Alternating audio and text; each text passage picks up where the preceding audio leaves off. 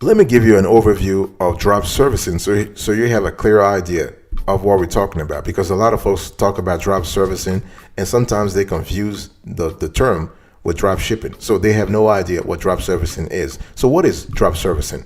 So drop servicing, also called service arbitrage or white labeling, is a high profit business model in which basically a company sells services to clients, then hires less expensive freelancers or agencies to complete the work. This is just, in a nutshell, that's what drop servicing is. So in essence, the drop servicing company acts as a liaison, being the primary point of contact for its clients, while its freelancer or agency partners do the work behind the scenes. So for example, if you own a graphic design company, you sell branding packages for $3,000 or $5,000. So instead of doing the work yourself, you actually hire a freelancer who charges you $2,000 for a branding package. That means you pocket $1,000 from the transaction. So you sell the branding package for $3,000 and you hire someone to do the work for $2,000. So you're basically a middleman if you think about it that way. So some drop servicers choose to keep this a secret, while some explain very clearly to clients that there is a team they manage. Okay, so now there is a difference between drop shipping and drop servicing. Even though there is a lot of overlap, there are still differences. While both strategies involve partnering with another individual or company to fulfill client orders, there are fundamental differences between the two. Drop shipping is a popular and affordable business model that lets you sell physical products without managing your own inventory. The suppliers you work with will store, pack, and ship the items directly to your customers, right? This is very, very simple. Drop servicing, on the other hand, involves the sales of services like copywriting, graphic design, and social media management. However, you don't provide these services yourself, but rather hire freelancers to do the work. So the work is then sent to your clients. So the main difference between drop shipping and drop servicing is that one involves the sales of goods, so you have a sale of goods, while the other deals with the sales or the provision of services. And another difference relates to the amount of competition on the market. Since drop servicing is a relatively new business model, the market is not as saturated. So let's talk about what kind of stuff you can drop service. Well, SEO, link building, guest posting, ad copywriting, video creation, video editing, content creation, graphic design like logo creation, for example, social media management, virtual assistant services, user testing, voiceover, resume writing, lead generation or nurturing. You have a whole smorgasbord of opportunities when it comes to drop servicing. Fantastic.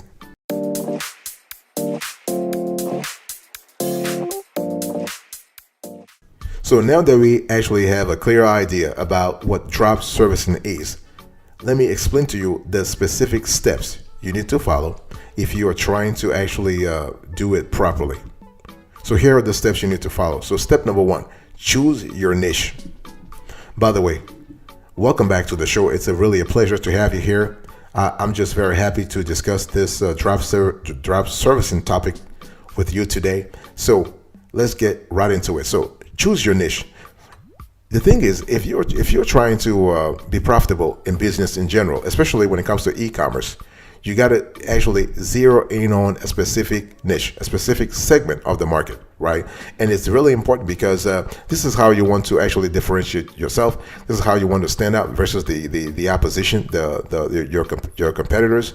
And you got to ask yourself a few questions, because this is not something that happens overnight. It is a thought process that you got to engage into to see what works. To see, first of all, you got to see what's available on the market, to see what the market expects, to see what kind of products or services or what kind of services can actually work. And it's important to always fill a gap. You want to fill a void in the market. And the void must come from some kind of frustrations from clients, some kind of pain points from clients that clients are trying to resolve. Okay, so think about, for example, are there any ideas that I already have knowledge and expertise around? If not, which idea seems the most feasible or interesting to learn? Which ideas seem the simplest to build and execute?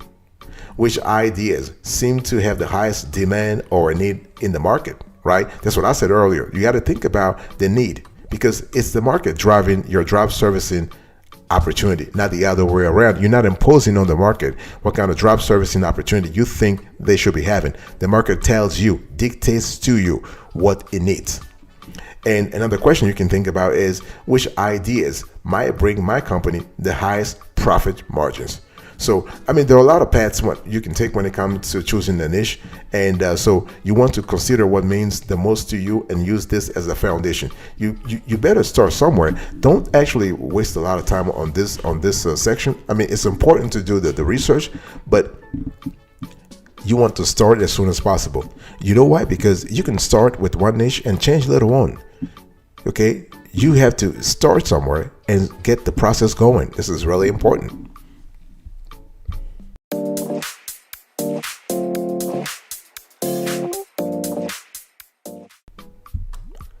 Step number 2. So first step, you have chosen your niche, right? Okay, you've done your research. This is kind of cool. And step number 2, you need to find and train your team of service providers. This is so important. Why? Because your team is the one actually doing the work. You are the middleman. You are the liaison. You actually you own the relationship with the clients. You talk to the client. You interact with the client. You get the specifications. And so it's important that you have to actually have the right team, because your team constitutes the lifeblood of your drop servicing business after all. So what you want to do is you want to create a checklist for when you interview and evaluate candidates for your drop servicing team.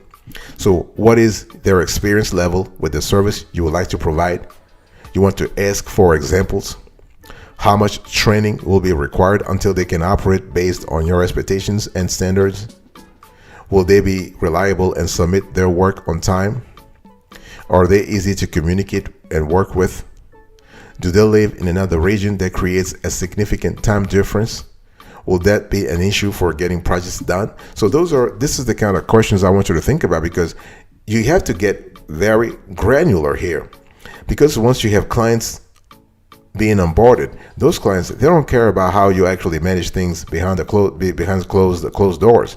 They just want their final product. They want their final service. They want things to be done. If they want their logo, if they want their branding package, they would just want the whole job to be done. It's not about, well, I couldn't do it because my team is in Asia, and last night they were sleeping before we came to the office. Blah blah blah blah blah blah. They don't care about that. So you need to have a checklist that allows you to actually vet those candidates and make sure that they have that. You need to make sure that their work ethics is really strong. So, okay, you can try searching on freelance marketplace websites like Fiverr, 99 Designs, Upwork, Guru, Flex Jobs, and Free Ops. You also have TopTal and freelancer.com. So once you have narrowed down some good candidates, give them a test project to see how they perform. And again, I'm not talking here about just the performance. In other words, the quality of the work. Also, you need to think about the work ethics. Very important. Do they deliver in time? How do they communicate with you and with the rest of the team members? This is really important.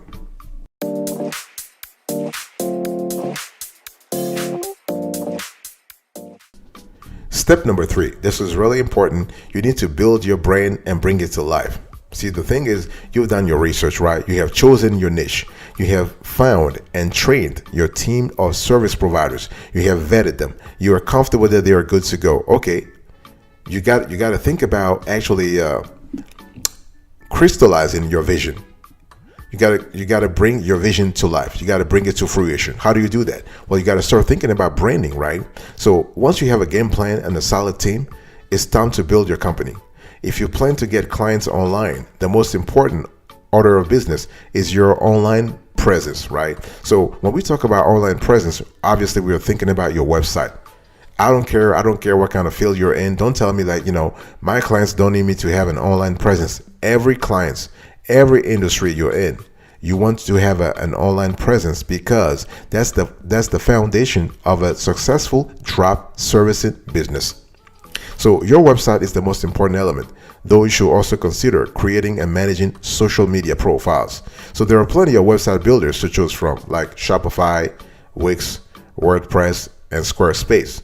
And a lot of them offer a free trial, so you can start building your website before you make the financial commitment. In other words, this allows you to do a lot of trials and errors and see which one you're more comfortable with. Okay, this is important. Remember, having a drop servicing company, if done well, this is a long-term business model. So you got to actually prepare for the long haul. This is important, and you want to include certain elements on your website and other branding materials.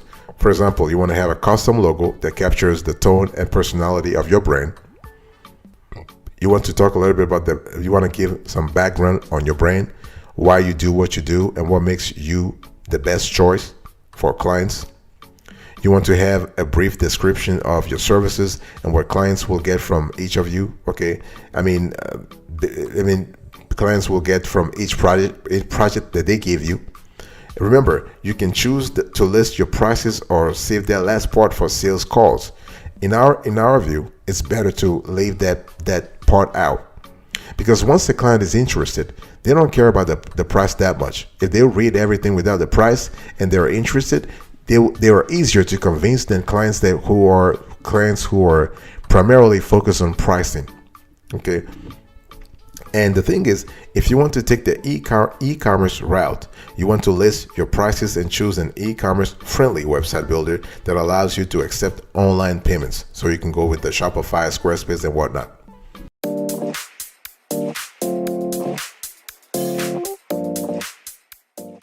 Step number 4 here. You basically want to attract customers with marketing. This is important because, see, the thing is that nobody knows you. And drop servicing, as I said before, is a brand new sort of business model. It's not as saturated. It's not really saturated as drop shipping is. However, you still need to actually engage or invest in marketing so clients know who you are. People have a clear idea of what you stand for and what you can do for them. Remember, in your marketing, it's not about saying what you do. It's about what you can do for your clients. I want you to reverse the mindset here.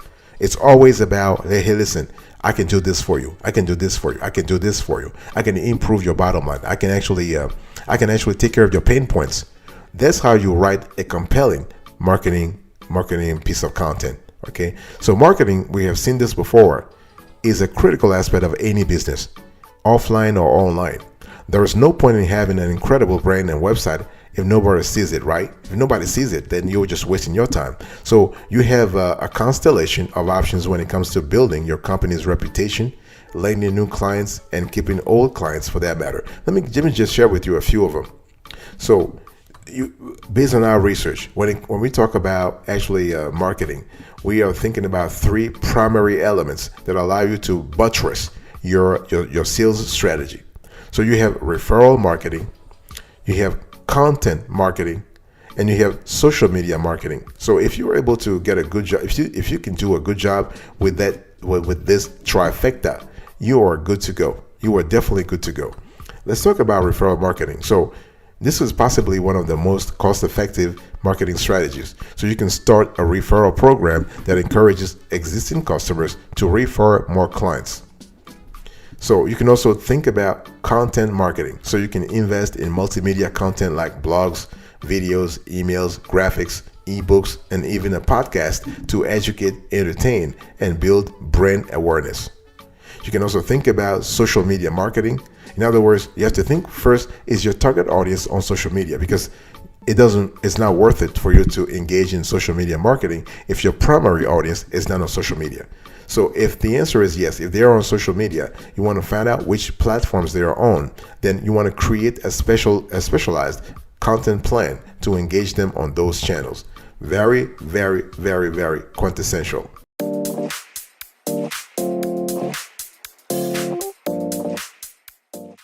Next thing you need to do here is you need to make your first sale and keep going.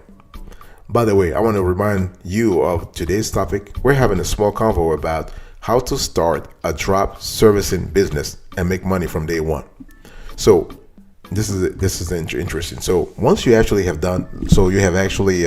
chosen your niche, you found and trained your team of service providers, you built your brand and brought it to life, right? You attracted customers with marketing. So now you want to make your first sale and keep going. Now, some say there is no feeling like your first sale. It may come easily or it may be pretty hard. No matter how it works out, the name of the game is to stay. You want to stay dedicated and don't give up. See, the whole thing is that don't you just build a website and think, hey, listen, yeah, I'm going to become a billionaire or a millionaire for that matter over 1 year. It takes time. If you're lucky, things can happen. Not a problem, okay? But it takes time. As you have more interaction and conversations with potential clients, you will learn things you should and should not do. You want to pay close attention to what this leads and what clients are saying. Is your price too high? Are you missing a key detail that everyone is expecting? Does your competitor have a strong reputation for you to keep up with? The thing here is that when you get into drop servicing, you want to do competitive intelligence. You have to have a clear idea of what your competitor is up to. If you cannot identify your competitors, if you don't know if you don't know what they're doing, if you don't know how they're doing it, if you don't know how often they're doing it, you are just wasting your time. You should not be in the industry. Okay, you have to be in a situation where you know your competitor, at least your most direct competitor, as closely as possible. This is gonna help you do a lot of stuff. For example, you can actually see the best practices that competitor is actually mimicking. So we have best practices. You also have to think about how they are actually going about their business, what kind of services they're drop servicing, what kind of specific offer they have. Okay, how do they package their products? So it's really important to do that. I mean, some people will call it benchmarking. Some people will call it competitive intelligence. Whatever it is, you can always get inspirations from your competitors. That's the bottom line.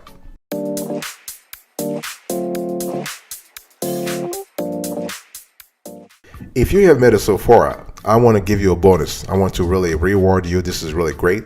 And one thing I want to say here is that when we talk about drop servicing, the big question is it a legal process? Is it a viable business model? Well, my answer to that, and this is based on our research for the last 10 years, and this is basically based on our research, and the answer to those two questions is yes. A resounding yes. Drop servicing is legal, and drop servicing can make you money. I mean, for the last 10 to 15 years, we have been researching something called outsourcing, and drop servicing is just another section of outsourcing. Okay, so drop servicing is a completely legal business activity. However, it's always a good idea to check which services you can actually provide in the state where you are starting your business. There may be some restrictions on how services are provided or the kind of certifications you may need. It's also a great idea to research your tax responsibilities before starting a drop servicing business. Okay, I mean, you may find out that you need to file specific tax return documents each year to stay above board in the government's eyes. Okay, so this is important. So to ensure that your drop servicing company stays out of trouble, draft terms and conditions to ensure your clients are aware of the capacity in which they will receive the services. Know your tax and sales tax rules when it comes to collecting and also offering contractor services, the 1099. Ensure you have the right insurance to protect against things like personal indemnity. This is important also. So if you do all these things, drop servicing can be very profitable, especially if you offer the right services, such as the ones that are frequently required. For instance, blogging is a service that many website owners demand monthly. That said, your actual profits will depend on the pricing taxes you use for your services. Ideally, you should charge 2 to 4 times more than what you pay for freelance hires. This means if you pay a contractor $5 for a project, you charge the end user $10 to $20. So this way, you always have room to cover any marketing costs incurred in attracting new customers, and you're going to need to spend money on marketing. You can also research other companies providing the same services as you to determine a typical price range. And what will happen here is that as your reputation grows, you may be able to charge more for your services.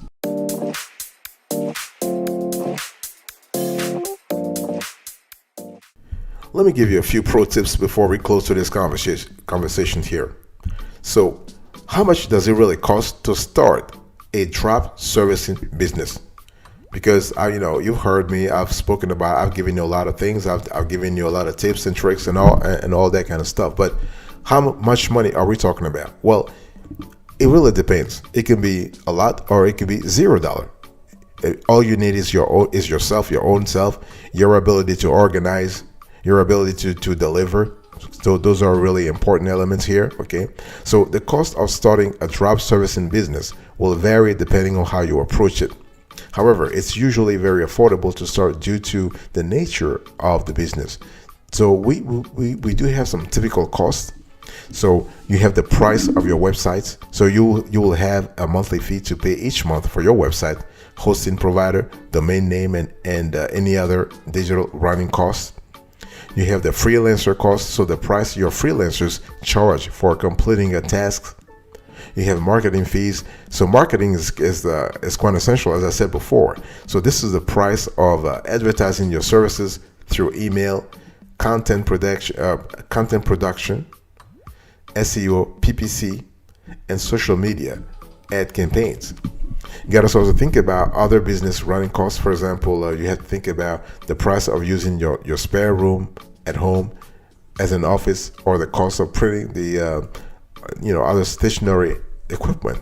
So this is kind of important. Now, one thing I want to say here is that drop servicing, based on our research, and we have extensively researched this, is not easy, but it's totally rewarding. Now, you might hear gurus tell you that drop servicing will make you millions overnight. While this is not true, there is some truth to it.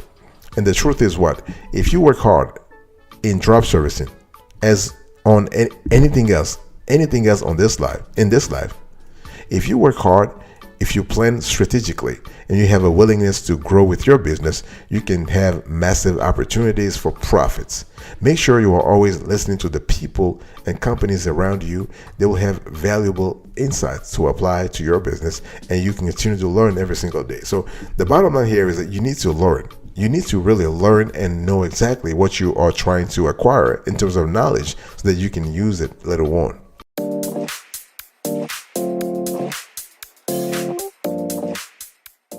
Thank you so much for your attention. I really appreciate it. I was just talking to you today about how to start a drop servicing business, and I explained to you that you needed to. First of all, I defined the whole concept of drop servicing. I also explained to you basically that you needed to choose your niche. You need to find and train your team of service providers. You need to build your brand and bring it to life. You need to attract customers with marketing. You need to make your first sales and keep going. And you need to do other things. Thank you so much for your attention. God bless you. I'll see you next time. But until then, remember, stay marvelous.